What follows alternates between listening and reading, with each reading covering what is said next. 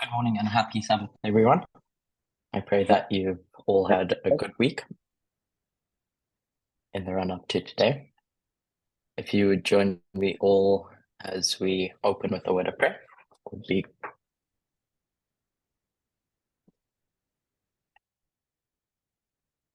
Dear God, thank you for the Sabbath.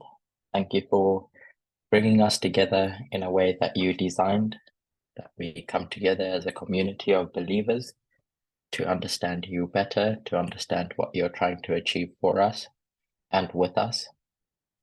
I pray and ask that today's study may be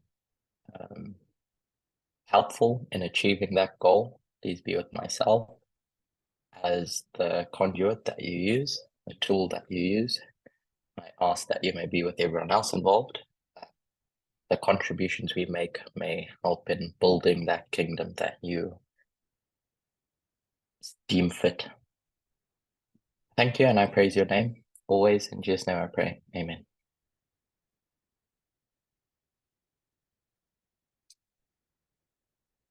So,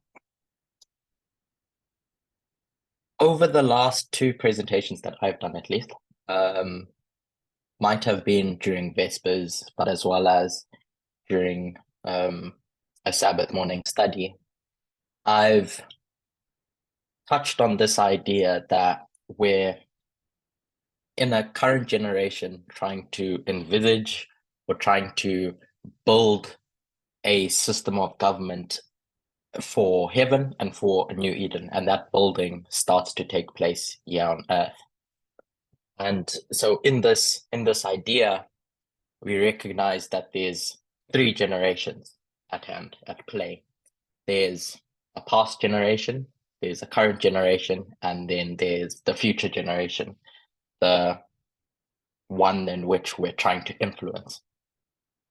With each current generation that exists, if we look at Moses, if we look at John the Baptist, if we look at us today, each of those generations carry with them baggage from the past, having been brought up in a particular system. And so they have to navigate shedding that baggage while thinking of something radically different, something new that hasn't necessarily existed before in their current situation. So God calls them out of that system of government, that system of society, that way of thinking, and starts educating them. But there comes a time where they need to start thinking of putting that education into practice to build for what God intends the future to look like. So if I can share my screen just to illustrate this more clearly.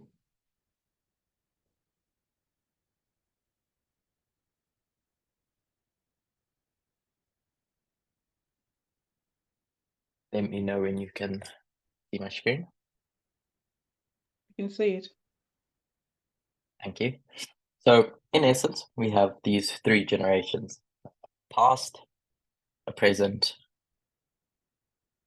and a future. And if we were to say the future generation is heaven, the civilization in heaven, and the new earth,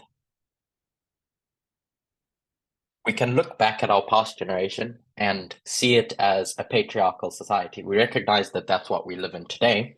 But if we were to highlight the past as patriarchy, questions are arising as to, okay, if that was patriarchy, today we are radical feminists trying to break down that patriarchy. So radical feminism is necessary to undo the damage that has been done. But what about the future? What about heaven and the new earth? What does that look like? And so if we try and compare and contrast the two, we can kind of get an answer as to what that future system of government, that system of organization throughout society, how the power dynamics work in that future society look like. And I've illustrated this point in the past that patriarchy is built up of two components. So you have your patriarchy. This is just a bit of recap on my part, at least. we have our patriarchy, which is your hierarchical society, which comes to being because of two concepts at play. Again, just recap: sexism and misogyny,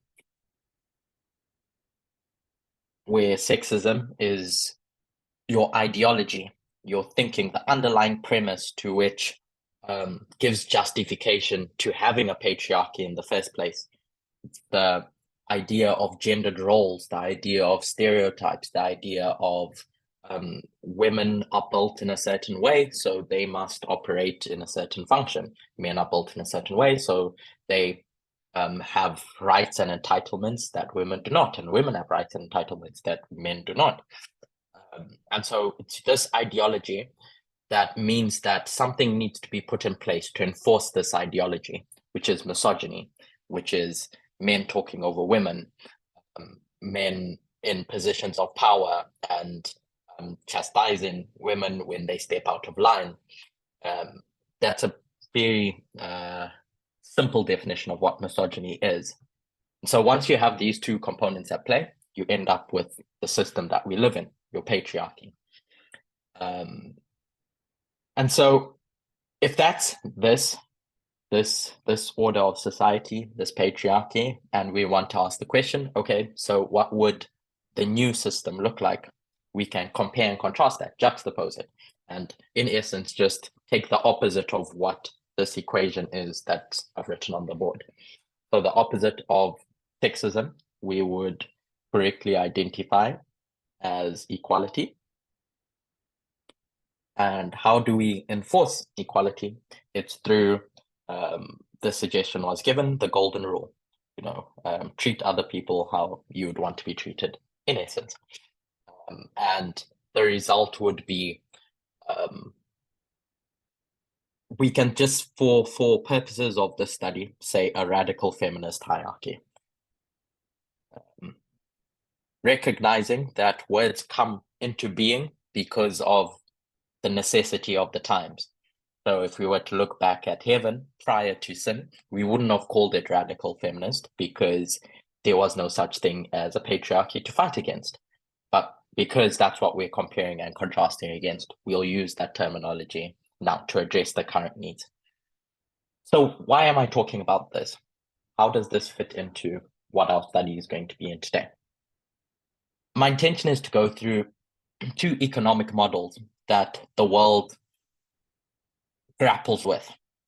They two economic models on, we'll say, the extreme ends of the spectrum, but in trying to identify what the underlying ethos and premises of these two economic models are, we can see the ideological underpinnings and try to piece together what the government and social order of heaven and the new earth won't be.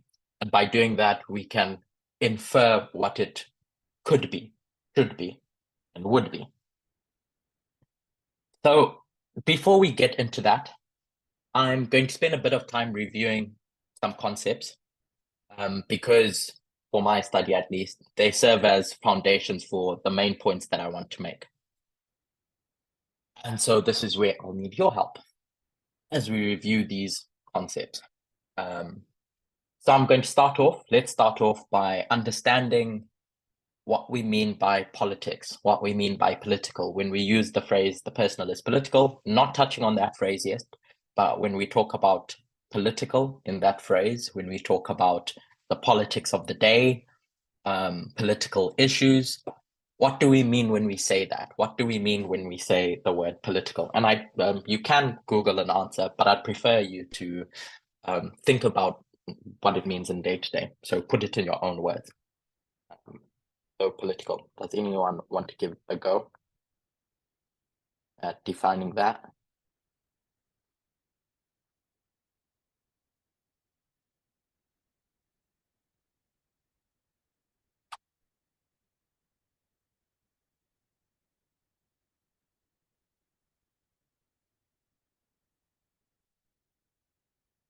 Politics we all use these Is it phrases. is Yeah, it have go on. to do Someone. with a system of government that controls people? That's what come to my mind. I didn't Google it, but Yeah, that's fair enough. So you've identified a system of government. So in a core theme of politics is that there's government involved. And you use the word to control people. So there's an element of control um, from that government. And who are they controlling? You, Samoy. So you can't, to have a government, there has to be something.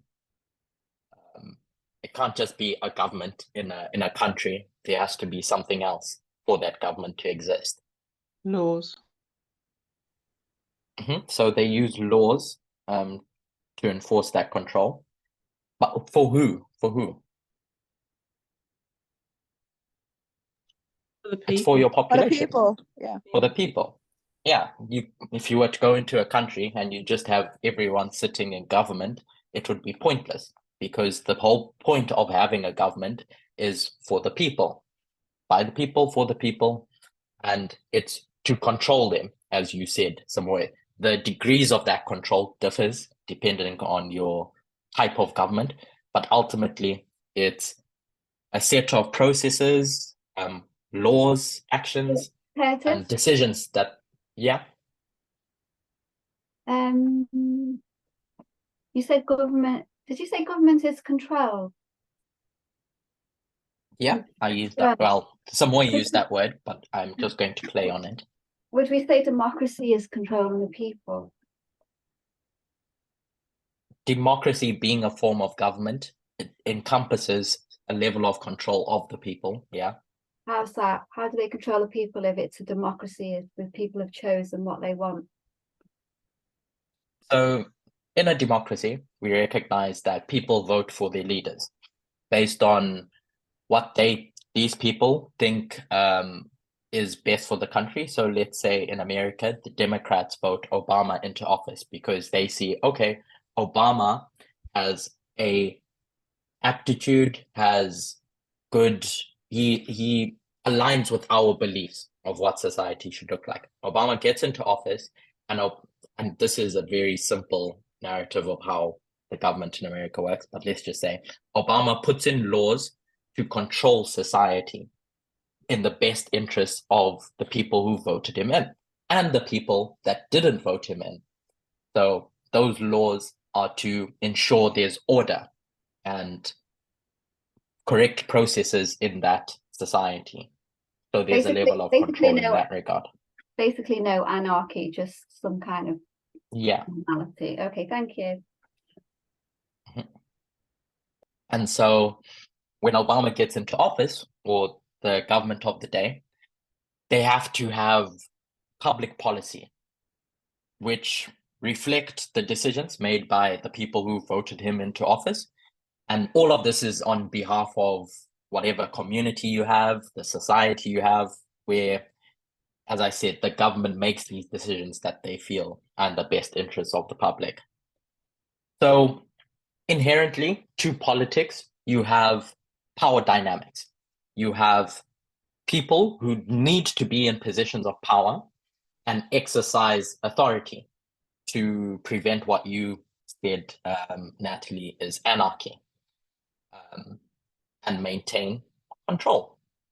It explores, who gets to hold this power, how they get to have this power, and once they have this power, how they use it and how it's maintained.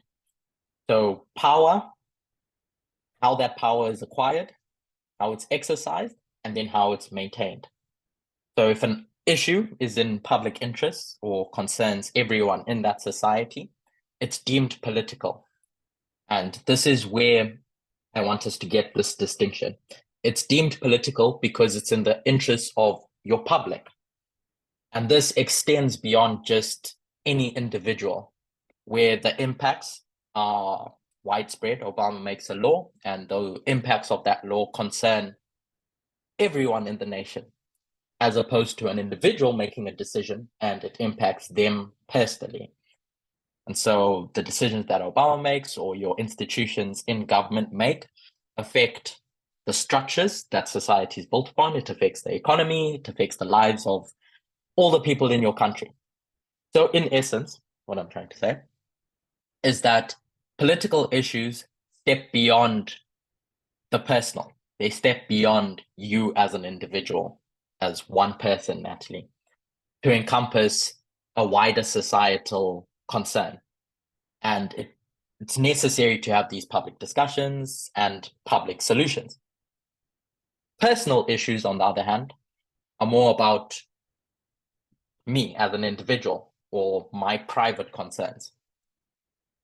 And the resolutions to those can be found in a more confined scope.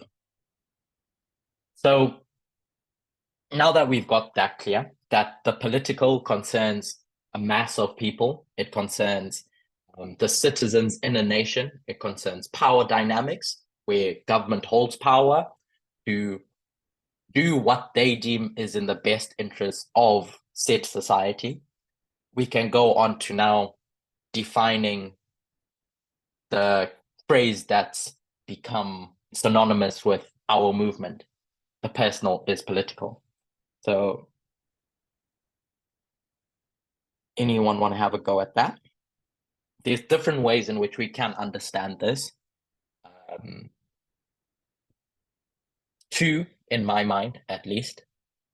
But with the idea of what politics entails, does anyone want to have a go at defining the personal as political?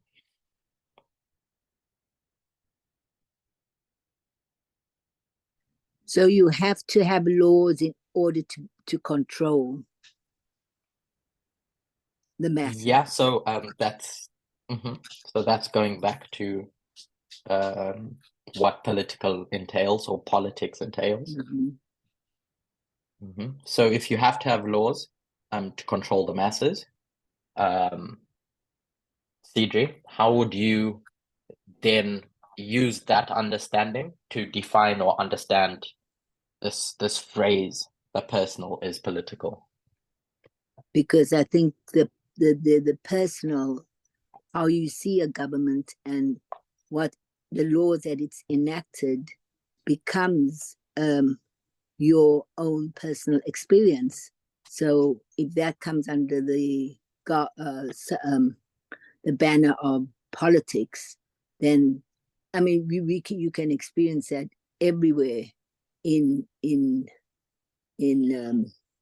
how you drive, how you buy, what's been taught in the schools,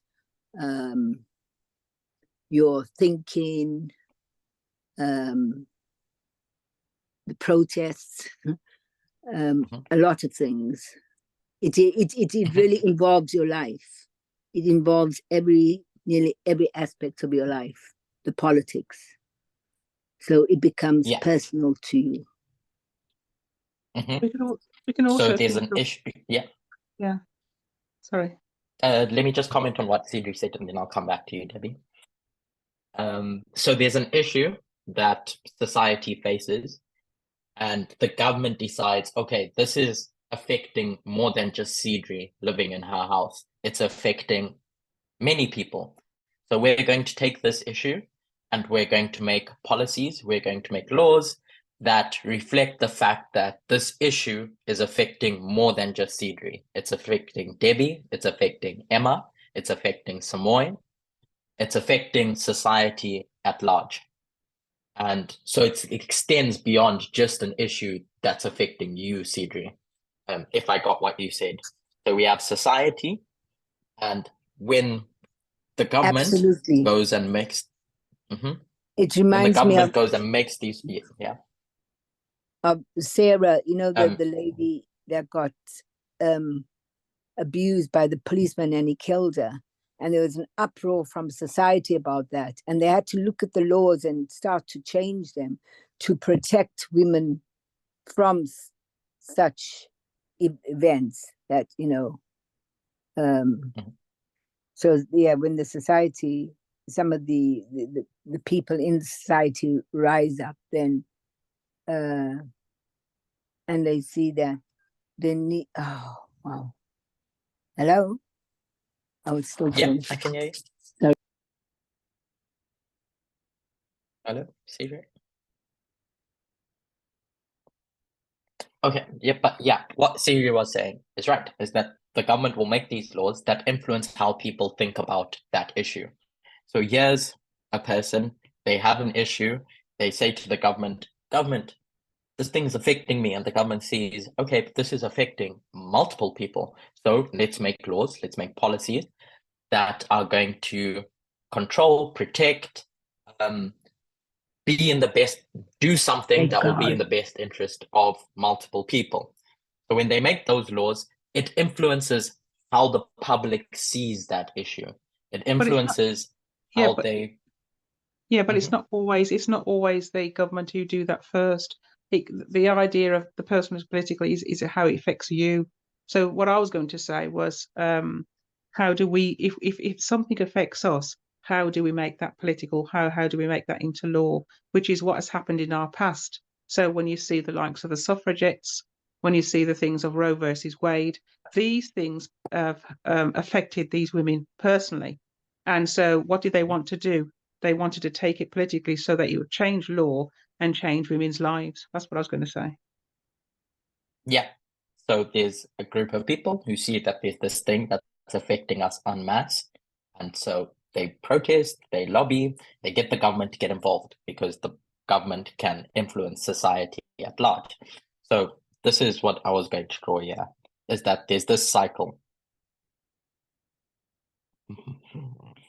Multiple people are involved in a society and they take something, they think and they see how things are reflected in their society, and they take it up to the government, and the government is influenced because their thinking of the issue can change, can be influenced by the public, and the government makes laws.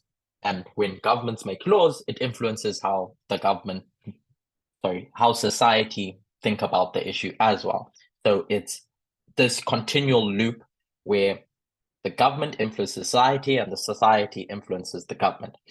So in these three ways of defining how the personal is political, two ways, sorry, what you said, Debbie, is right, is that there's an intersection of your personal life and public life. Political, remember, is not just government, it's thinking about society at large. So if we were to use political, we can also use the idea of public life synonymously. So there's this intersection between the two, where your personal experiences reflect broader societal and political structures. For example, an individual experiences gender inequality. Individual experiences of gender inequality reflect and are shaped by systemic political issues around gender. So how the government decides to organize their society can shape how an individual experiences said discrimination. So there's that way. There's that definition. An individual's experience is shaped by the structures and systems that a government has in place about that issue. So their experience is shaped by that. So that's one way. It's not the only way, one way. Another is that this phrase acknowledges that your personal problems are shared by multiple people. And they're not merely personal, but it's a common experience stemming from larger systemic issues. So that's what I alluded to in this example. So it's not you and your problems in your home that are the problem. It's the fact that there's systems in place, there's institutions that are built on this ideology that ensure that the problems in your personal life stay there and are maintained. And the second way, so this is how society's institutions, society's structures influence you. And the other way is how you as an individual influence society. So political expression in your personal choices. So your personal choices and behaviors can be seen as political acts when they either challenge or uphold the different societal norms and political structures that you see when you look outside your home. For instance, the choices that an individual makes related to the work that they do, related to their family, their lifestyle, how they dress, can be seen as political acts when they either reflect or they challenge said societal expectations.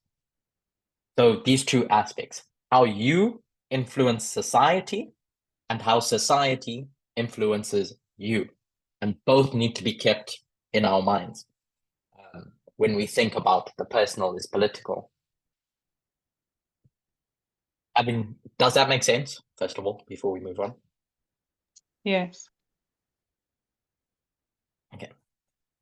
So having set that in place, we can then go into a review of two schools of thought in feminism regarding liberal and radical feminism. Again, this is all review, but us understanding this and seeing these things and keeping them in our minds will help see the broader point that I want to make down the road. So we have this idea of liberal or mainstream feminism. I'm going to leave cultural aside for now because it's these two that I want to address.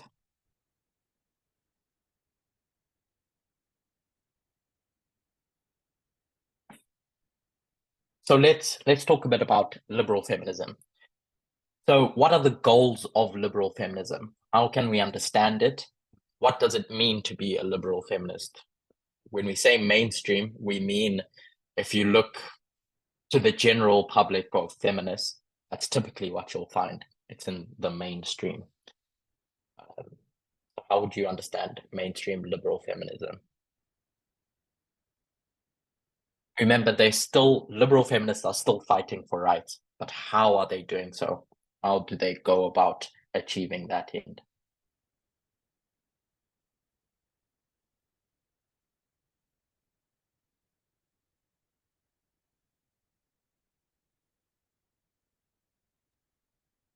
It seems to me that their fight is shaped by the systemic and societal framework norms, which is sexist. Mm-hmm. It is So they see a framework, mm-hmm. And we'll say it's patriarchy. Yeah. Where men are the bosses, men are the presidents, men hold power in essence. And so what liberal feminists want to achieve is that, okay, we see this structure. Let's see how we can integrate women into the structure. And so we'll ask for legislation that make sure that women get into those positions of power, that gets women more jobs into the workplace, that makes sure that we can let's get more women presidents. So on the surface, that doesn't sound like a bad thing. Those are how that's how a lot of the rights that women have made have been achieved. But as we'll see, and as we do recognize, it falls short when we compare it to or contrast it to how radical feminism seeks to bring about change. So women look at the world in the 90s, looking back and say, for so long, we've not had choices of our own. So instead, let's fight that concept, and we as women, should be free to make the choices that we want. And that will give us power. I'm going to choose to be a boss, and I should be able to be a boss. I should choose whether or not what I wear, and that's empowering for me as a woman. So legislation will bring about said equality, but your private lives as women are separate from political action that's made. What we do in public that's what legislation should address. But our private lives are separate from whatever political action should be taken. So there's this separation between private life and, we'll say, political public life.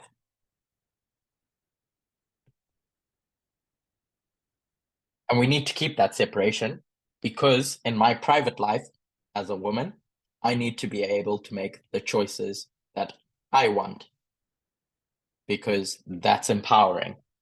So a catch-all phrase for how you can describe this is that some people call it choice feminism, because it's really about, in the minds of liberal feminism, giving women the choices that they've not had in the past.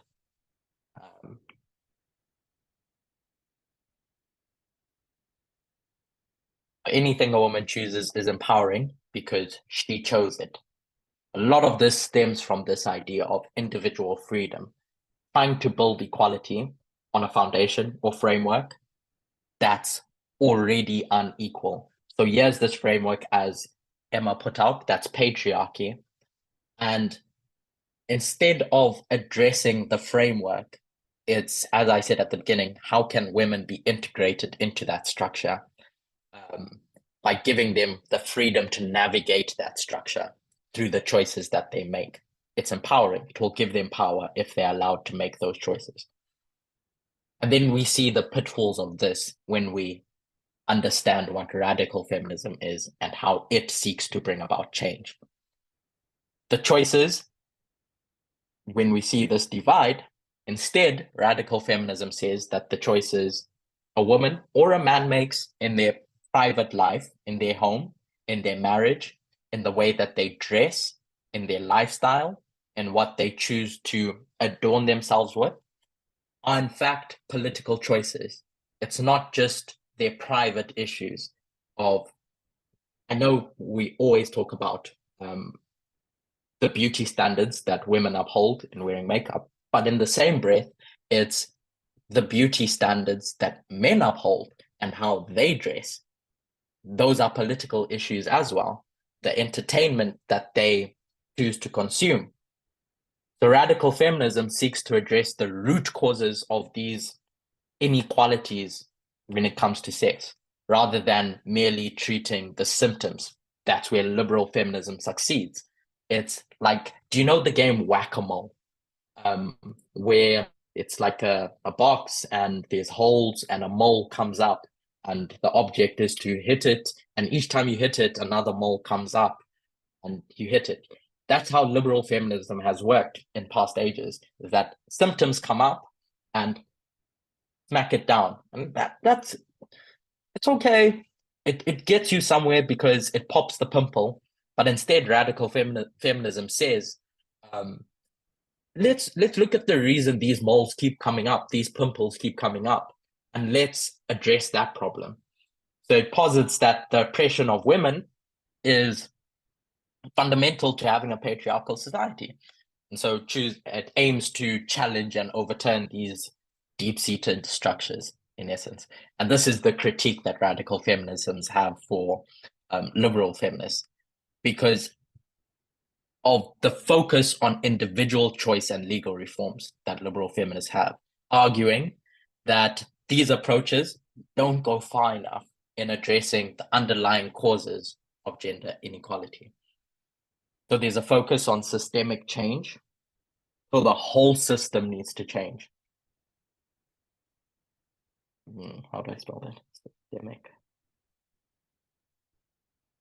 change. Distinguishes it from other forms of feminism, which focuses on the individual empowerment, and criticizes all the structures in your society, seeing that it's so deep-rooted in every single structure, whether it's the home, whether it's the workplace, whether it's the government, whether it's what we do for entertainment, whether it's what we deem as beautiful. In every single institution or industry, at its core, are sexist ideals and is just built on gender-based oppression. So radical feminists say, let's restructure society. Okay, so we've gone over two concepts. What is political, the differences between radical and liberal feminists, and the last one, before delving into my study, is the ethos of the left and right. So when we say ethos, it's what drives them to want to create a society in a certain way. And so if we have the left, and when I say left, I mean left-wing politics and right-wing politics. Can I comment before you go further? Yeah, sure. You've talked about liberal, mainstream, and radical feminism. For the purpose of this meeting, since you are addressing faith-based people, us, is there, maybe you're going to deal with it later on in your presentation, I don't know, but I just didn't want you to go too far without addressing it. What do we believe then? Do we have our own version of feminism? So when we look at the line of Eden to Eden, and we look at the way God is trying to restore society, it says that the first sin, or the first curse, being a prophetic curse that came on the world stage, had to do with gender-based oppression.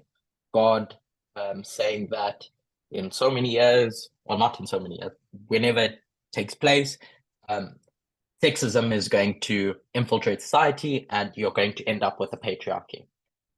So that being the first issue and being the last issue that's resolved, what this model of Eden to Eden is saying is that the deepest rooted cause of oppression in society is sexism. And so if we're going to get to a utopia, we have to bash down these blocks. And we started with race-based oppression, and then we went on to worship-based oppression, being religious intolerance, and the last, because it's the deepest rooted, is sexism, gender inequality. What that, in essence, this model is saying that the deepest rooted sin in society is sexism. And when we think of radical feminism, that's what it posits. That's what it says. It says that gender-based oppression is so deep-rooted in our everyday way of life that the only way to change is to pick out those roots. It's to look at the different things that we do in life and see where sexism exists in them, because it does. In every facet of life, you'll find gender inequality or this idea of gender roles or whatever it is. So when you ask, where do we sit on this between these two, we most align with this idea of radical feminism. We're not just treating the symptoms of gender inequality. We're seeing how we can restructure society, because that's what radical feminism is. It's saying let's restructure society and dig out patriarchy and replace it. The answer of replace it to what is what we're trying to figure out. But in essence, that's what radical feminism posits. So if you were to ask us, what are we? What are we fighting for? Where do we align? We most align with the goals, the way in which they achieve it, radical feminists. Does that answer your question? Yeah, that basically answers it. I was probably in my mind thinking, even under radical feminism, we would still have, maybe, put it simply, an improvement of what, because radical feminism is not something we put out there. It is there. Society is dealing with it. And are we just falling in line, or we refining in any way? So if you remember, in my next presentation, I hoped to touch on this.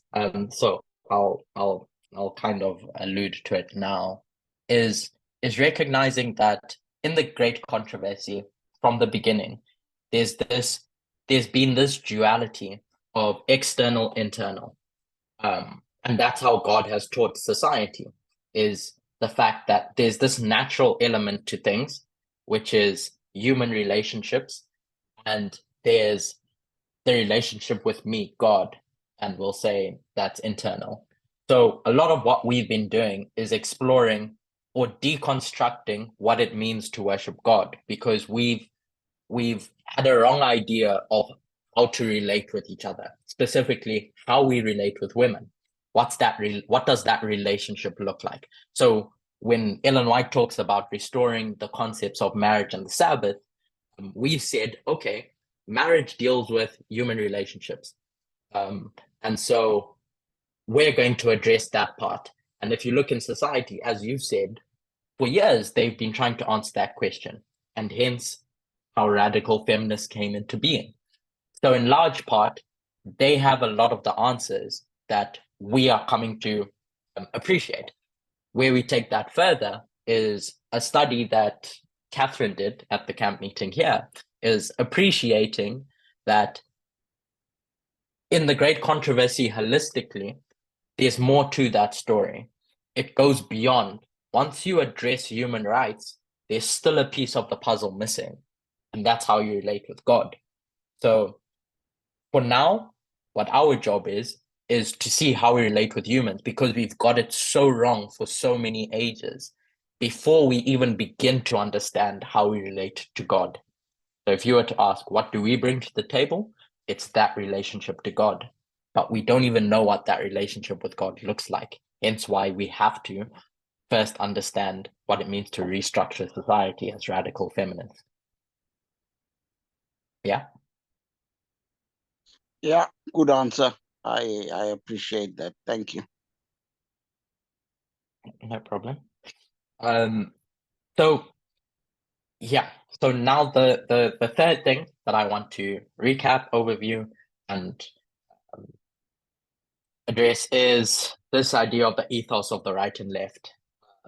And when we did this study as a movement, we came to grips with this faction of politics called libertarianism. So if that brings to mind, refreshes these two concepts to you, then you can give me the answer. What is the ethos of the right and left? And to give you a bit of a hint, it deals with two concepts, freedom and equality, which when we look at the great controversy and we look at God and we look at the accusations that God is making, that Satan is making to God, it's how you relate to the freedoms that your society has, and how do you relate God to what equality is. And we can look at both these things and we can see that neither of them in and of themselves are bad things. It's what God wants for society. But it's when these two things come head to head that you have these different ways of looking at the problem on the right and not the left. So if we were to say on the right, how does the right relate to freedom and equality? Cedric? Or Alistair, I see a hand up. Do you want to answer my question? Or was that a question you had? Hello. Mm-hmm. Yeah, my question, it's right from the beginning in talking of radical feminism and the role in society. And the more,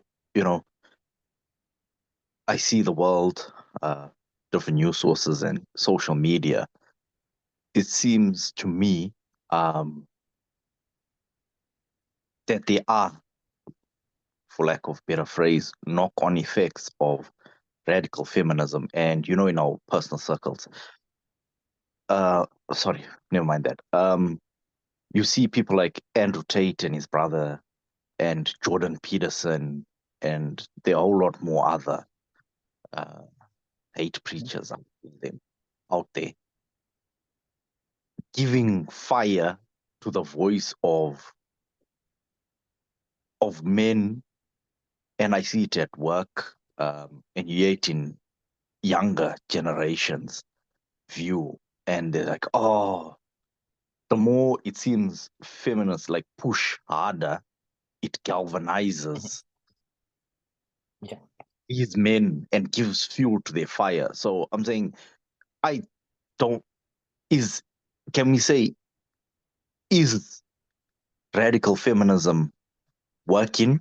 Will it work? Is it achieving what it wants? Or it's now going to cause a big divide, which I think it is, because, I see a big divide, and I see not, well, you can call me out on it, but I see it causing issues. We're trying to fix things. I agree with, the world is wrong for the way it operates, and I've only got to experience it. Look at maternity rights, and you go to laws and government decisions. You look at them and you think, some things are done at company levels and whatever, but the more radical feminists push, the blowback and the fire that these men have is more. And it seems like, in my view, the message, the information war is being won by these anti-radical feminist preachers. I call them preachers. So is it the way? Is it the correct tactic? Is the strategy right? Because you even hear some females disagreeing with radical feminism. So yeah, that was my question. It was from the start. I know we've moved on quite a bit from there. Yeah, and I think that when you look at what the great controversy is, let's start there and recognize what it is that is happening in the spiritual world, if we want to call it that, between God and Satan. We can look at it and recognize that it's a war. It's a war of two ideologies, a war of two ways in which these two governments, Satan's government and God's government, think that society should be operated on. And if you look at any war, there is pushback. There's gains that are made, and then there's losses that are made. Or so it looks on the surface. But wars don't look rosy. They look dirty, if I want to use that terminology. And so when we say at the time of the end, we're coming up to the Sunday law, what are we saying about that? What are we saying about the Sunday law and what it will look like and what we expect at the Sunday law? For a test to be a test, each player or each participant in that test has to have their ideology so on the surface that the adjudicator of that test can mark the papers well enough. In the agricultural model, I know you like the agricultural model, we recognize that once a seed is planted, there comes a point when those plants are visible by the servants. And so you have, however you draw wheat, you have your wheat and you have your tares. And that visibility is what we're seeing. So when you see pushback from men's rights activists, when you see pushback from the names that you've mentioned, that's what we expect. We couldn't have had it any other way because the plants need to be visible come the Sunday law. And as you pointed out, every time gains are made, let's just use the parable of Russia and Ukraine. Every time gains are made by an army, that army doesn't just sit back. They don't just accept what they are losing. They want to push them back into where they belong. So with regards to men in society that have held the positions of power, when radical feminists stand up and say, hold on, let's restructure society so that you are not entitled to be at the top, said man feels like they're losing something. And when you feel like you're losing something, you're not just going to sit there in silence and say, okay, yeah, take it. They get angry. And so they want to fight back. And so you get lots more. It comes to the surface. When throughout 2020 and the George Floyd riots, using the compare and contrast of race, we would constantly say, what's been there all along is now just showing its face. We'll say the secret racists are showing who they really are. And that's all that we're seeing with regards to this fight against gender inequality, is that what people's ideologies are and were that were hidden because they never voiced them are now just being demonstrated. And so I think what we have to remember is that we're in a culture war, and that's what it is. It's a war of two opposing ideologies, and no person with their ideology will just sit back and let things happen. And hence you get this backlash, this flood of information from Satan. It's Satan versus God, and neither of them will just sit back and let the other win. There will be a pushback. But if you were to ask, okay, who's winning this culture war? I'd ask you, does society today look like it did 100 years ago? We can answer that question. It doesn't. And so how does it look different? And if it looks different for the better or the worse, that's the answer to your question.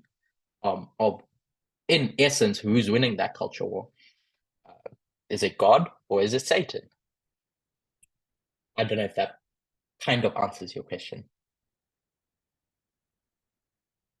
Could we compare it, contrast it to the movement? Does the movement look better? Then if the movement looks better, so does the world in that regard. But we kind of see all the negatives. But I'm not saying that it will be the plan in the world. I don't think will ever be fixed. It's us that will glorify God with the true message. For sure, I agree with you, and I like that analogy. That if we know that when we line up our lines, Nethinims, Levites, priests, we can see that there's this overlap between what the politics or news or information streams and how they impact each and every one of us. So if we look at the movement and we say, okay, does the movement look better or does it look worse than it did 20 years ago? How do we answer that question? What answer do we have? And I'm not talking about the numbers. I mean, in terms of how we relate to certain issues. We would say it looks better. It's not where the finished product by no means, but it looks better. But we have to point out those negatives. We have to point out how bad it does look, because we wouldn't address it. We'd end up slipping into a Laodicean condition. And a Laodicean condition is said, we're fine, we fixed everything, and so let's just move on. But we can't do that, because so we have to point out the negatives each and every time. We have to look at how bad we do look as a movement if we're going to get to the point that we want to get. And it's the same with society. We have to keep pointing out how bad society looks if we're going to see that, hold on, it needs addressing. Okay, so with that being said, in answering this question, I will answer it, of the ethos of your left and right wing political sides and how they relate to freedom and equality. We look at the right and we dissect that libertarianism is the school of thought that prioritizes the freedoms of the individuals, that individuals in a country should have freedom. And on the left, they say, yes, individuals should have freedom too. But now when it comes to an issue that's dealing with what is equal, what's okay to say, what's okay to do for your company, the right will say it's that individual's freedom above all else. So it's freedom of said individual over the equality of society.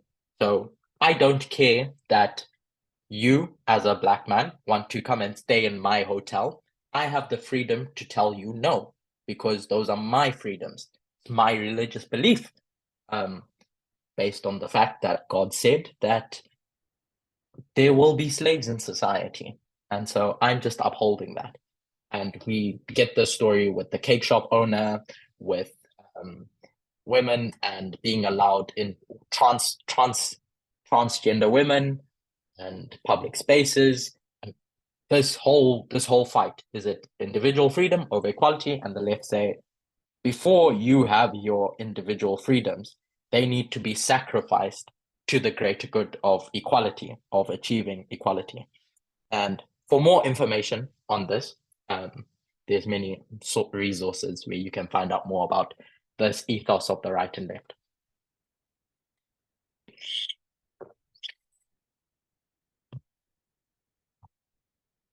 Having laid this foundation of politics, the personal is political, and the ethos of the right and left,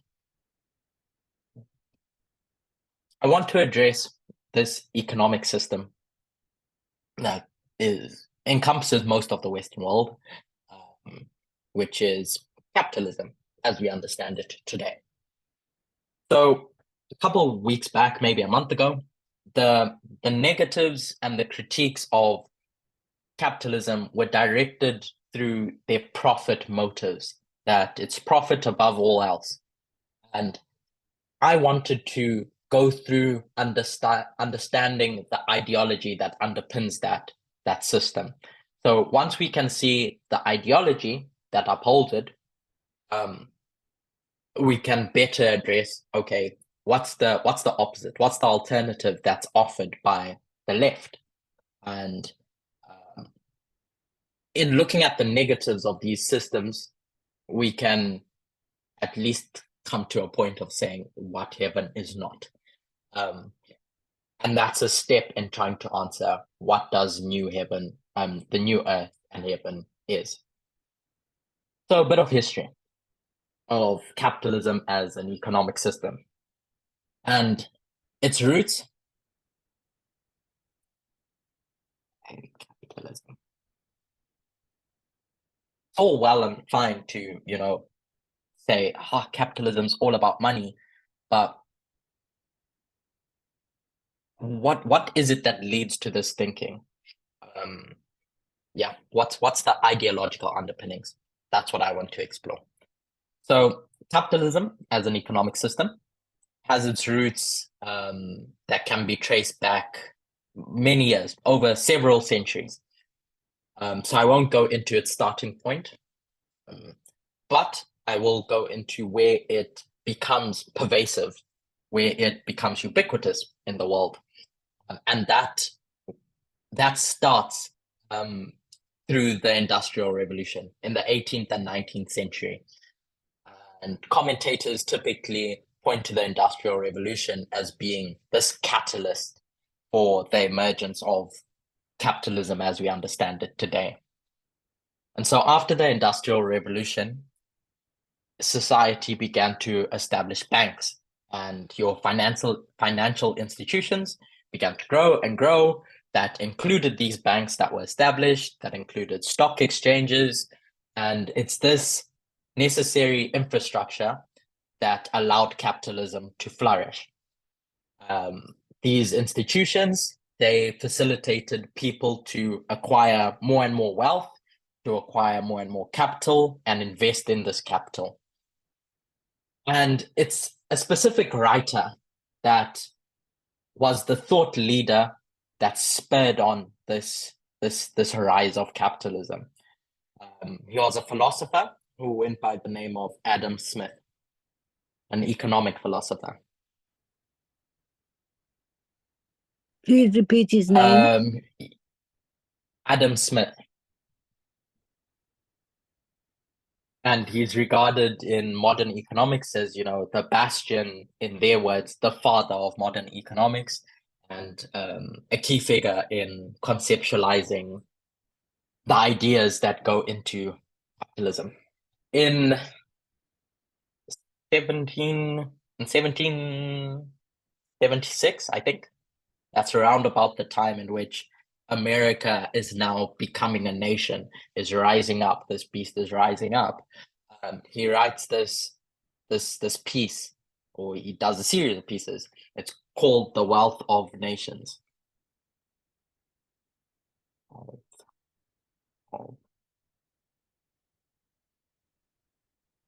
And in this work, he basically advocates for what we call today free markets, and the idea that individual self-interest, guided by, in his words, this invisible hand of the market, would lead to economic prosperity. So he has this idea of free market, which is essentially an economic system where your prices for goods and services are self-regulated by your buyers and sellers, negotiating in an open market.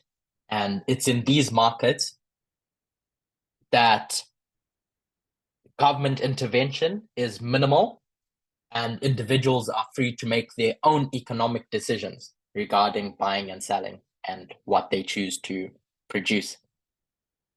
Smith, this Adam Smith fellow, posited that individuals in your society are driven by self-interest. They're driven to protect themselves.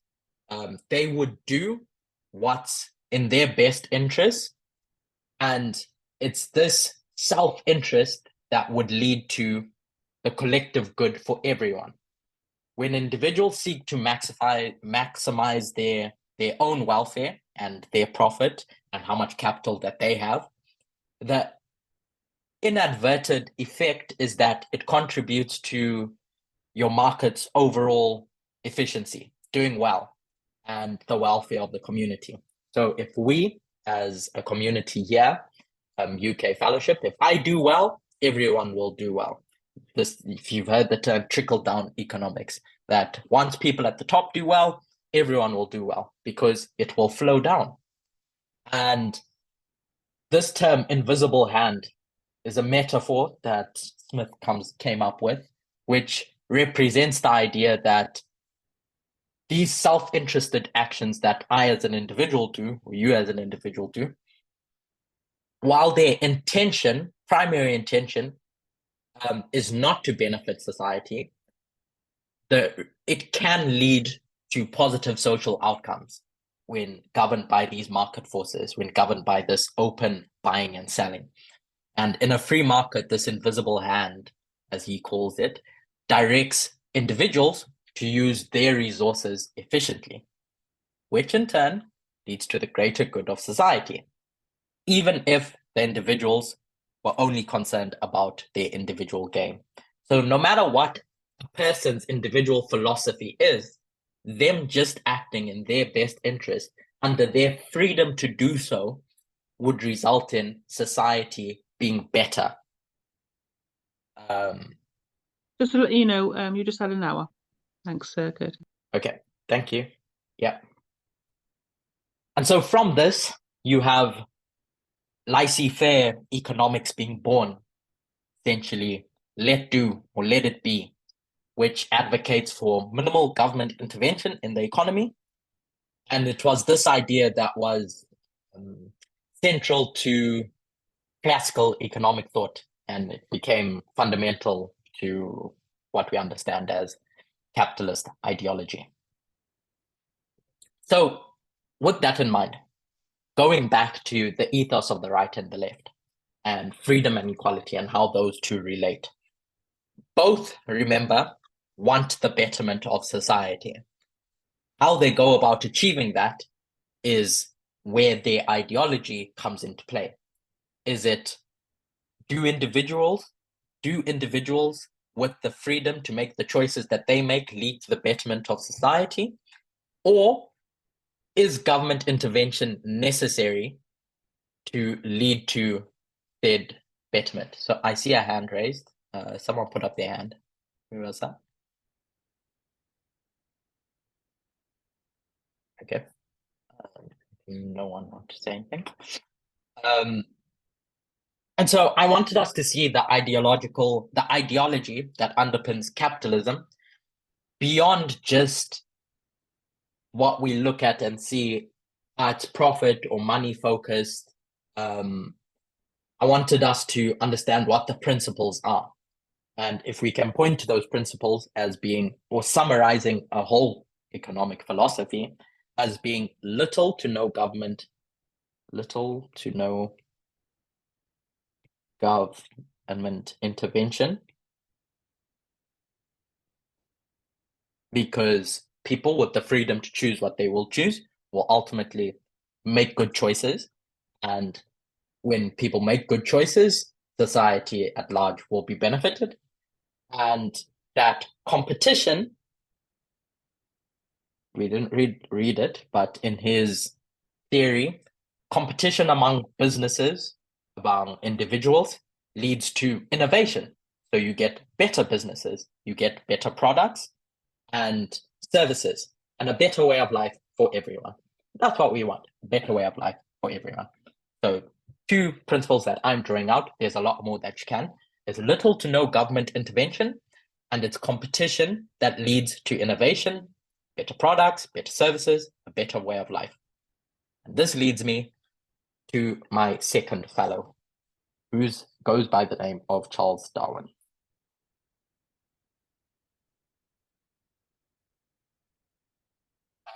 We're all aware of who Charles Darwin is, best known for his work on the theory of evolution by natural selection. He wrote his work in the 1800s and proposed that evolution happens by this mechanism called natural selection, which says that as species change over time with traits that give survival advantages, these traits that give survival advantages are passed on to subsequent generations. That's a very simple, distilled version of what his theory of evolution entails. But from that work, someone else came along whose name was Herbert Spencer. And he coined this phrase, survival of the fittest, having been influenced by Charles Darwin's work. And he applied it to social and economic systems. So this is where what we spoke about, capitalism, comes into play. So Spencer was a strong proponent of individual freedom. Remember when we talked about the ethos of the right wing and left wing? And he opposed state intervention in the lives of individuals, as well as in the economy. He believed that state intervention disrupted the natural order of society, which in his mind, he thought should be guided by principles of self-help, individual responsibility. So once a person recognizes that they are responsible for something and that they will make good decisions, society will get the best version of society down the road. He was an ardent libertarian, and it's this libertarian stance that favored minimal government intervention, which aligns with the broader principles of free market capitalism. Applying this evolutionary theory to social and economic systems, Spencer embraced what we know today as social Darwinism. And he believed that society, like nature, so Charles Darwin says in nature, ultimately, the fittest trait will survive and lead to fitter traits down the road. So Spencer says, okay, like nature, humans, society, and the economics of a nation are in a constant evolutionary cycle. And it's this process that leads to the betterment of humanity, of humankind. So this idea of survival of the fittest was extended by him and other thought leaders at the time to social and economic competitions. Those individuals or businesses that were most fit or adaptable would succeed, while others would naturally fall away. It's this competition to get the best of the best business or the best of the best technology. Yes? Survival of the fittest, because we put a spiritual side on that in regards to internally in the movement, by what you just said. What do you mean? Well, survival of the fittest, as we see as we go along from 1989, and as we see, it seems like, I don't know, I think, was it in last presentation, Admin said survival of the fittest. I'm not putting any words into his mouth for what he meant by that, but as people have fallen away, what is it that, whether it's in the world or whether it's in the movement, what is it that, we can't just say it's all power and grace of God. What is it that makes people stay and able to endure? So we say the survival of the fittest, and those that can't. Same in the world. What is it with animals or with humans? You know, in this Darwin thing, I know I'm comparing and contrasting, but survival of the fittest in the world and survival of the fittest in the movement. I'm just wondering if we can put a spiritual, because that Charles Darwin is evolution, so they've got their spiritual side of things, haven't they? And maybe you don't want to into. So can I come back to you? Yeah, I think this? probably we're at the end. Yeah, I just wanted to put it in as we were on the subject. I wanted to bring it up. Okay, so remember in Charles Darwin's theory, in his theory of evolution, is that there's these animals that have inherent traits. They start off, they're born in their dispensation, we'll say, and they have inherent traits to them. And as they go through their life cycle, some traits will fall away because they're just not able to cope in the environment that they're in. And some traits will be passed down that are more favorable to the environment. So it's all about what is inherent to that animal, nature, and what will be passed down inherently. So it's all about what's fixed and what that fixed trait falls away, and the fixed trait that does best in that environment carries on. And this is what Herbert Spencer is saying with regards to humanity, with regards to economy, is that these the individuals or the businesses that are most fit or adaptable would succeed, and others would naturally fall away. So through this lens of social Darwinism, Spencer justified the social hierarchies that he looked around and saw. Remember that through the 1800s, a lot of the argument that upheld slavery came from this idea of there is a social order and it is the strongest that are at the top of that social order. So what's the point of getting involved? Because they reflect what is natural. And so he believed that some individuals were naturally more capable or industrious, and that their success was a testament to their fitness. So what is natural? And he saw this free market capitalism as an extension of natural selection in the economic realm.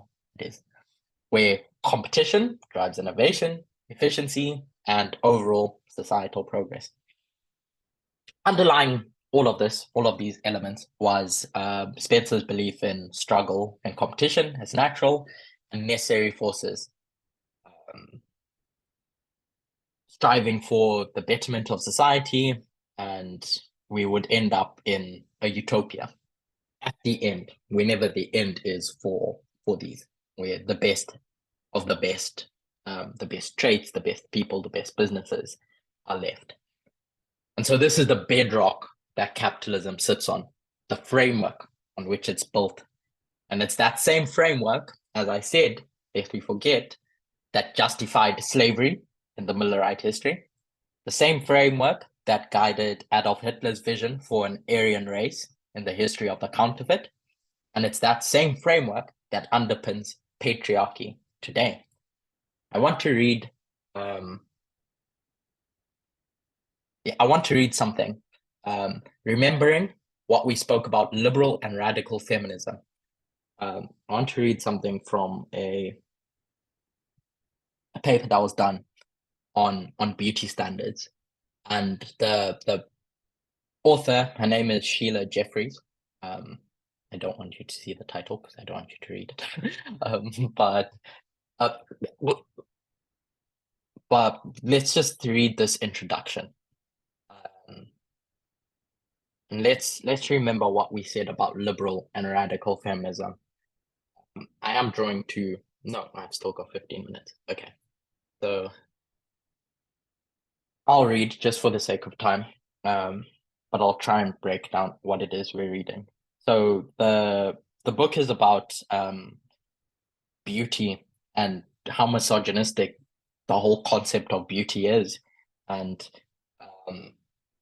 the harmful practices that are done in the Western world that uphold, these misogynistic, harmful ideas.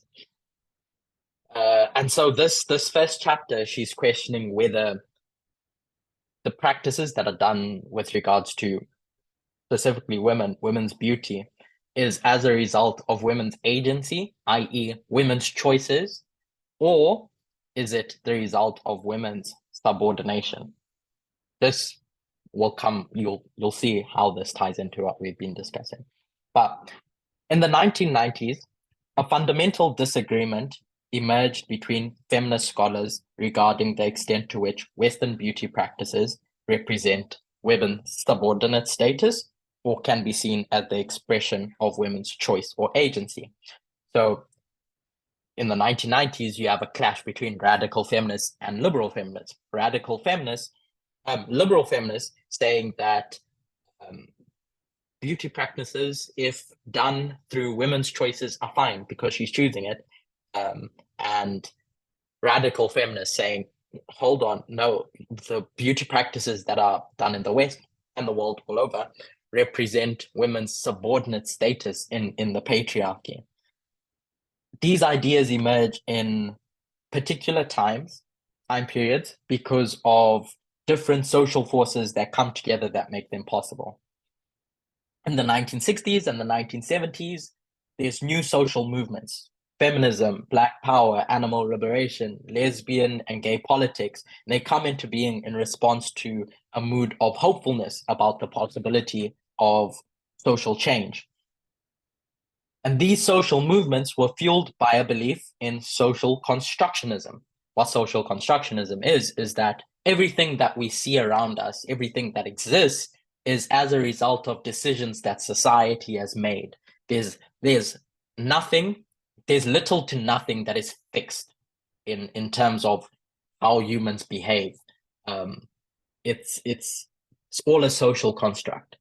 And the idea that radical transformation was possible in pursuit of social equality.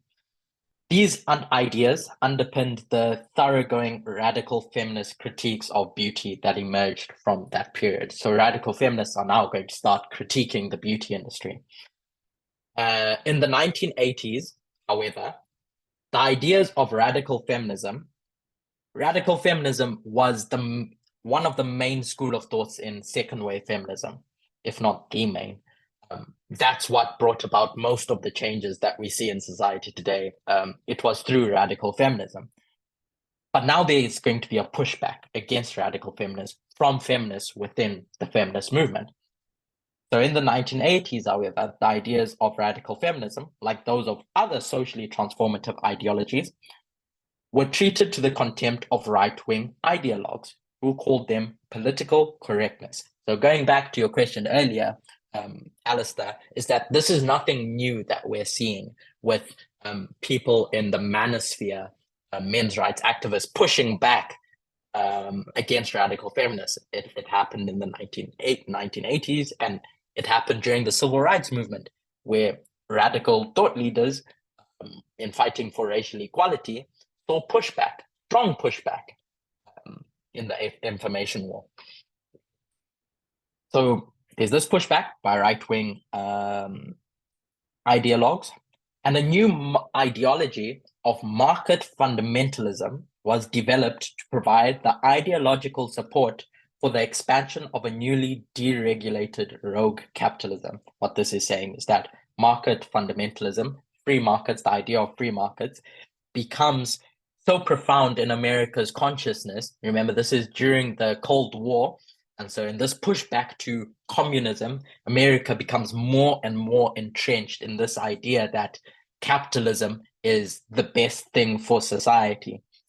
And it's this that gives rise to this rogue capitalism, unregulated, without government intervention that we see today. That stated that free markets controlled only by the choices of empowered citizens would create an ideal social and economic structure without interference by the state.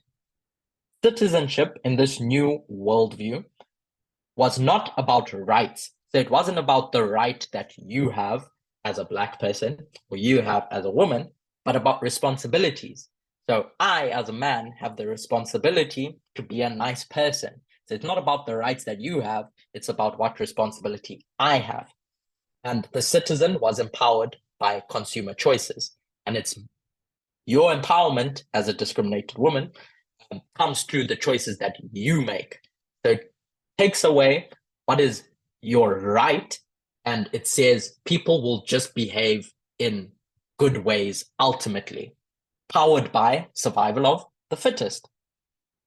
By the 1990s, these ideas about the power of choice influenced the thinking of many feminists too.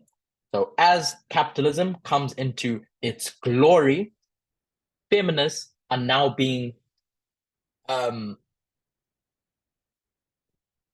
buying into this idea of choices. Good choices lead to better societal outcomes by individuals.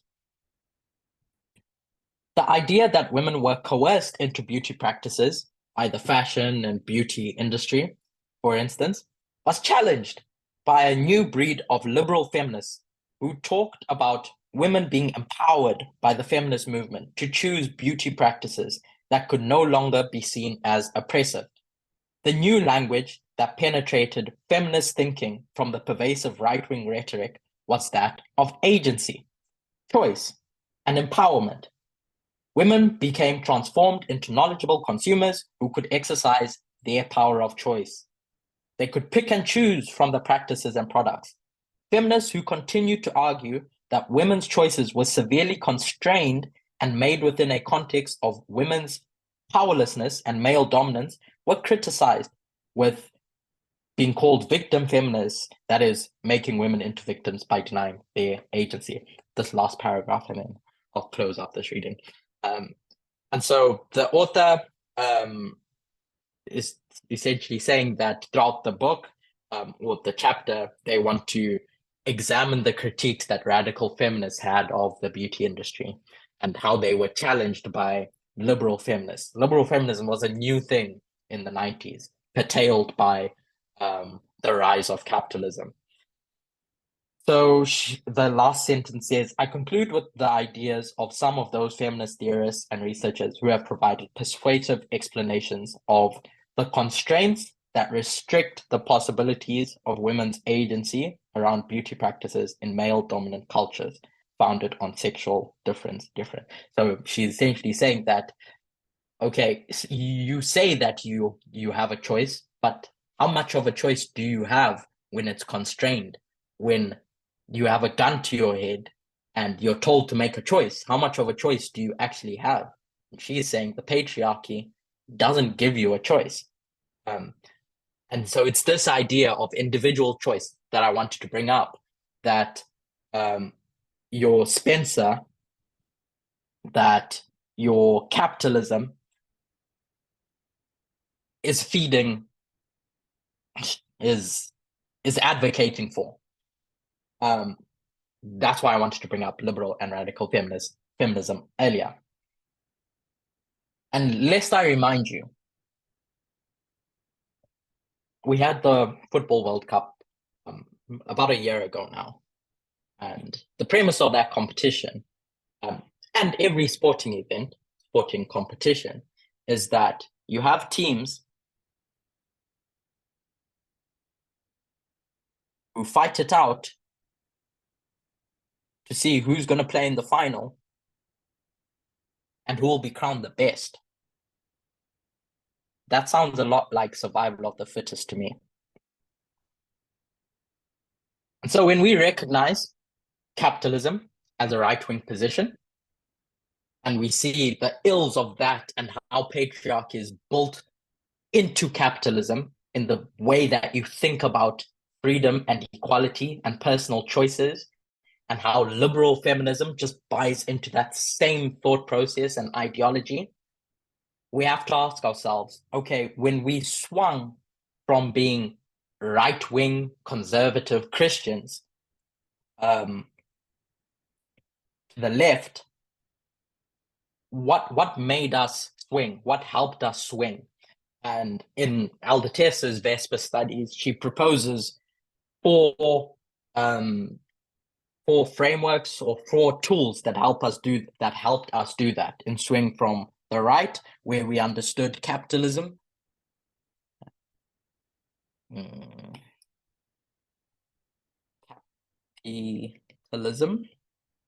as the solution, to the left, and what would be the solution on the left.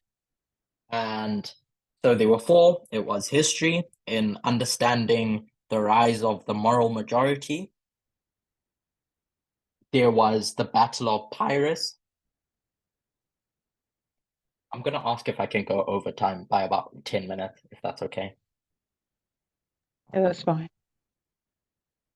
Thank you. And the Battle of Ipsus.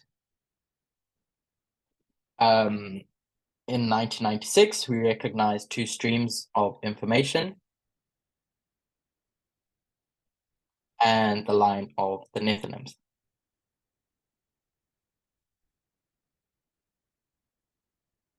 And so in this, we recognize that it was prophecy. It was these prophetic stories, these four prophetic histories that enabled us to change our thinking. It was these prophetic lines. So when we look to critique the left and sift the left, because my dad asked a question earlier of, okay, where do we fit? We say we've swung from right to left. So where do we fit in all of this? What should be our thinking? We have to have a framework to sift and weed out the things that just buy into the same thing that we're running away from in more subtle ways. We have to have tools to do that. And the answer is, it has to be prophetic lines as well. And so as we critique the left, I want to paint you a picture. We've spent a bit of time criticizing capitalism and seeing how it just upholds the patriarchy. So I want to sell you an idea where we overthrow that evil system and we imagine a society where the reins of power are in the hands of the many. They're in the hands of your everyday people, not the few. So that hierarchy is inverted. I want you to picture a society where the concept of private property is replaced by communal stewardship. So everyone owns everything, where the resources are managed by everyone for the benefit of everyone. Envisage a community where the idea of state or government in the long run fades away because there won't be a need for it, as individuals participate in decision-making processes, contributing to a system that nourishes and sustains everyone in this system. And in this harmonious domain, each person's basic needs are met and everyone has an equal stake and say in the decisions that affect their lives. That sounds pretty good. That sounds pretty nice when you phrase it that way. These are the premises of the Communist Manifesto. For a second, I want to remind us of 2016 as a waymark. So when we look back at 2016, and we say in 2018 that we received the midnight cry, 2016 acted as the increase of knowledge in that waymark, in that line of history, where the formalization occurs in 2018. And in 2016, we see that it's a waymark that affects everyone. It affects Nethinims, it affects Levites, it affects priests. So I'm not going to draw up the lines in full for sake of time. We had the priests where 1999, 2014 to 2019 are going through their latter reign. We have the Levites, 2009, 2014 are going through their early reign, and we have the Nethinims are going through their plowing. So it's waymarks that are affecting each group in different ways, but they are waymarks nonetheless. And this is the first time that's happened where all three groups intersect. And so in 2016, we know externally that there's two prophetic opponents, and both of them carry prophetic significance. And there's a choice that the world, we'll say America, but the world has to make between these two political opponents. In 2016 election, externally, and the increase of knowledge for the Midnight Cry, you have two different political ideologies. A prophetic choice needs to be made. So if I were to ask you the question, who are those two political opponents in 2016, where a choice needs to be made, political choice needs to be made based on two differing ideologies? There's two right answers, but I can accept either one from anyone. 2016 election. Do you want the person's names? Yeah, yeah. Was that Trump? No. So that's the first answer. So you have Trump. And he's a Republican. Was who was Trump up against? Was that Obama at the time? Oh no, maybe it wasn't Obama. Obama had finished, and that was that was before. So was that Biden? Clinton. No. No, Biden. Biden came after the 2020 election. Clinton. Okay, it was, but I wanted Cedric to get to the answer. Oh, okay. Thanks, Natalie. Was that Clinton? Yeah, thanks, Natalie. Thanks, Samoy. It was Clinton, Hillary Clinton. And so you have these two opposing ideologies that take place in the November election. But what needed to take place prior for Hillary Clinton to even stand in that November election? And this is the second right answer. In July, there was another political choice that needed to be made. Was that her being a woman? I'm looking for names of people still on the same line of thought. What happens in an election here? Before you can have a Republican and a Democrat running off against each other in the primary election or in the national federal election, what takes place in the months before? Elections, isn't it? Or voting for the person. Was it Bernie Sanders?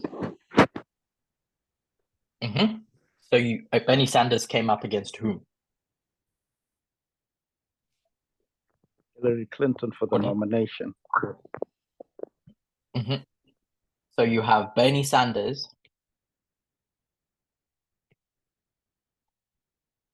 coming up against Clinton for the nomination of the DNC, at the DNC, the Democratic National Convention. Who's going to be the Democrat front runner?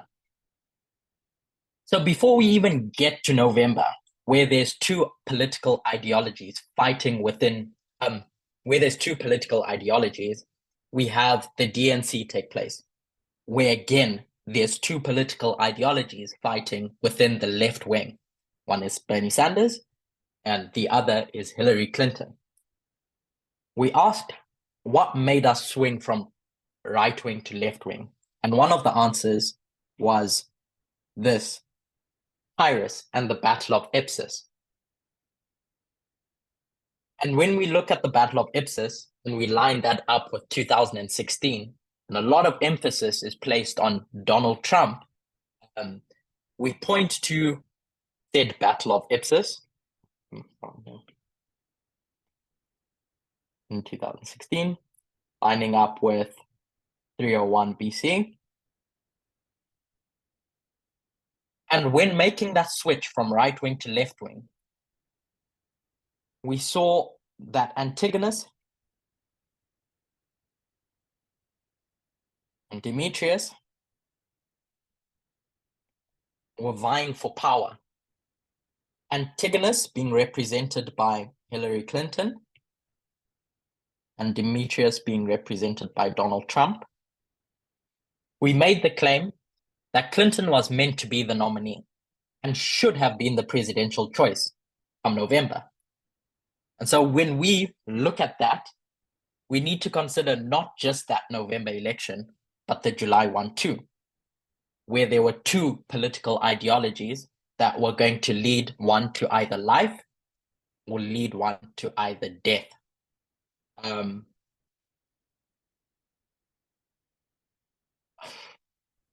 Okay, I've still got just a wee bit more. Okay, let's see how far we get in 10 minutes. When we draw the line of the Nethinims, I'm not going to draw it out in full, but we recognize that it starts in 2014. And then it comes to Curtis?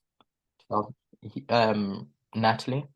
Yeah, I just wanted to say how profound and important that bit you just said before about 2016 and Ipsos and Trump and Clinton, because that's where a lot of people divided inside and outside. Just wanted to, yeah, it's food for thought. It's an important point.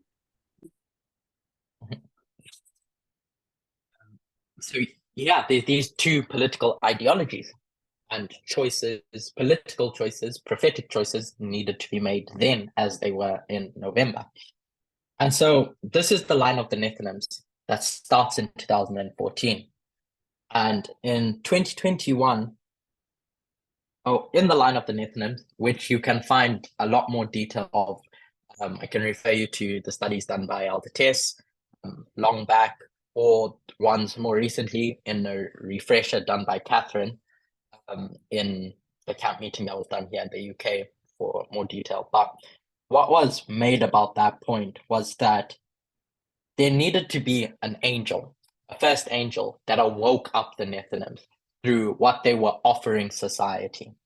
So when we point to a period of darkness, we recognize that that period of darkness offers society a certain thing that would lead to the betterment of society. And in darkness, we can say that was patriarchy, whose twin shares the same bed with capitalism. That's not spelled correctly, but yeah. Capitalism. That all occurs in this period of darkness. And then a first angel comes and says, wake up, you people of the world, to this lie that you've been fed. And the angel or the person or the ideology that we associate with that is Michael Moore. And so he's offering something to humanity. He's offering something to the American people. These names are just representatives of an ideology, remember, of what would lead to the betterment of society. And in Michael Moore's corner is those that align with said ideology. We could say Alexandria Ocasio-Cortez, and in that same corner is the likes of Bernie Sanders. And so they start plowing these Nethinims. They start preaching to them, offering them something different in opposition to the patriarchy that they are saying the world should reject, in opposition to the form of economic system, capitalism, that the world should reject. But there comes a point in that line where, as we line it up with the counterfeit, we look and we see that these people are not fit to take the Nethinims beyond a certain point, beyond 2021. What they're offering isn't enough in taking them beyond 2021. I'm brushing over a couple of concepts so you can see these in other resources. But there's a necessary change of the guard. There's a necessary change of leadership. Is a necessary change of government for the Nethinims, supported by a necessary change of ideology. And so we need to examine and understand the model which that ideology espouses. What about the ideology or the system of government that's being proposed by these proponents? And remember, these are names for just a way of thinking. What is it about those systems of government that are not radical feminists, that are not what we are trying to build? On the left and right, if you have capitalism in its purest, unadulterated, libertarian, rogue view, we can say that lies on, I don't use the term far right because you see it throughout the Conservative Party, but we'll just say, for the point that I want to make, on the far right end of the spectrum, what do we see on the far left in its purest sense? It's what I read from the beginning. Communism.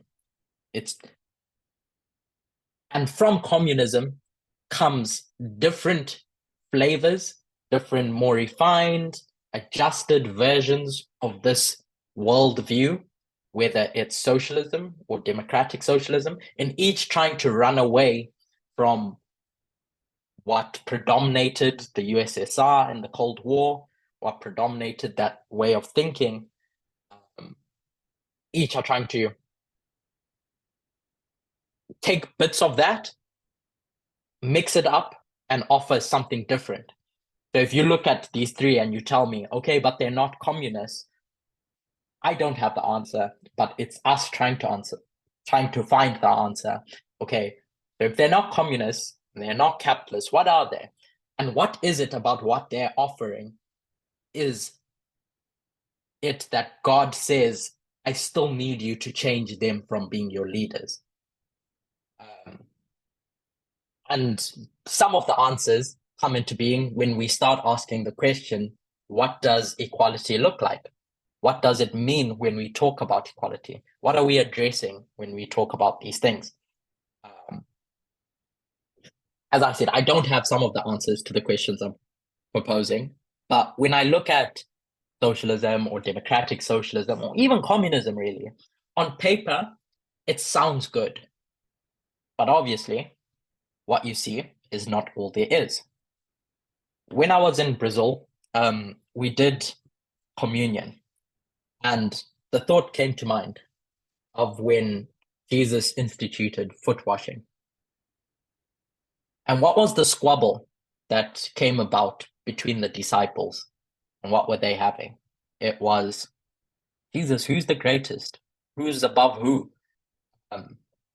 in your government? And Jesus tells them to behave and says, come, let's wash everyone's feet. Humble yourself. And not long before that, Jesus had pulled Peter aside and said to Peter that you, Peter, not everyone else, you're going to be the rock for this church. You're going to be the foundation. You are going to sit at the top of the hierarchy that I'm instituting. You're going to lead. And so there, where God is setting up, where Jesus, is setting up their church, he's instituting this form of government that communism is saying, I don't want. A classless society. And sure, it sounds good. It sounds all right. It sounds fair.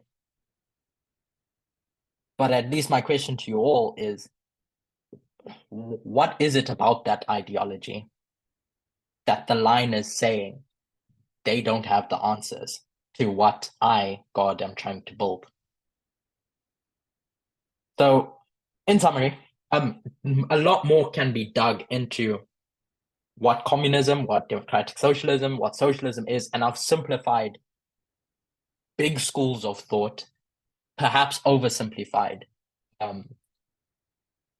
But it was just to bring up questions that we can start trying to answer. We're on the left, but approaching the Sunday law, we know that the test for us is not so black and white anymore. It's not so capitalism, patriarchy is bad and we're safe on the left. Now it's starting to question what elements of the left are we trying to run away from as well, informing who we are, informing our identity. So that question asked by my dad a bit earlier about radical feminism, albeit in answer to that question, is the question we have to ask ourselves in sifting the left in general, is who we are and what our identity is. So in summary, we went over the fact that we're trying to create a new kingdom, one that's running away from this patriarchal system that has been the order of the day since bygone eras. So what does that new system of government look like? And once we start talking about the system of government and how society should be ordered, we get into the political. Understanding that the political entails how addressing a mass of people, we see that the personal is political. The choices that we make have political consequences. And in the same breath, the things that happen to us are not the things that happen to us in discriminatory matters over issues are not our fault, speaking in the case of women. It's due to systems that are put in place that lead to gender inequality. That provides the distinction that we can see between how liberal feminists seek to address the problem and how radical feminists seek to address the problem. And this dichotomy or this struggle between what takes precedent, freedom or equality, when the two come face to face. Libertarianism can be understood in that framework of you as an individual have the freedom to make the choices that you want. And it's those choices, when everyone makes optimal choices, will lead to the betterment of society. That's just the framework of capitalism. That's the structure. And so once we critique and we understand the ills of that order of government, of that economic model, I didn't want to go into the idea of money motives, but instead go into the underlying thinking or ideology that underpins those money motives. Once we've discarded that and we see the ills of that and how that can never be radical feminism, we make the switch to the left and we start asking ourselves, why was Clinton the answer and not Bernie Sanders? What is it about that school of thought that doesn't provide the answers for what we're trying to build? And we can begin to start grappling with that, but it's my, what do you call it? My call to each of us to try and answer those questions, because it all sounds so nice when you read it on the paper. But I don't know what the final answers are, but I guess that's the whole point of meeting like this. It's to get to those final answers eventually as time passes. So I hope that made sense. And if there's any other further questions that anyone has, I won't take them now because we are way over time, but I don't mind dialoguing with you outside the study. We can close with a word of prayer now.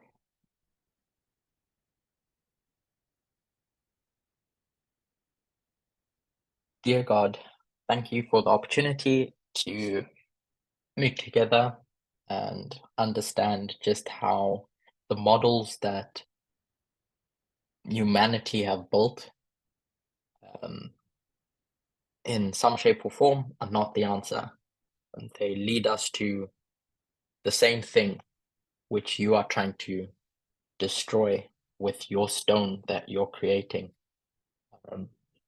As we try to envisage a better future, a better kingdom, a better way of governing society, I ask that you may help us and guide us in seeking out those questions. Please inspire us, help us look in the right direction, give us the wisdom to be able to sift the left, as that's where we are now. That's the dispensation that we're living in, where we have to sift the things that look okay, and that's difficult. But you've given us methodology, you've given us the tools to be able to do so. And so please be with us each in our personal journeys, remembering that our personal journeys aren't so personal, aren't so private anymore. They're very much public, they're very much political, they're very much prophetic, and they all play a part in a great controversy. I pray thanking you for all that you continue to do for us, and we praise your name. In Jesus' name we pray. Amen.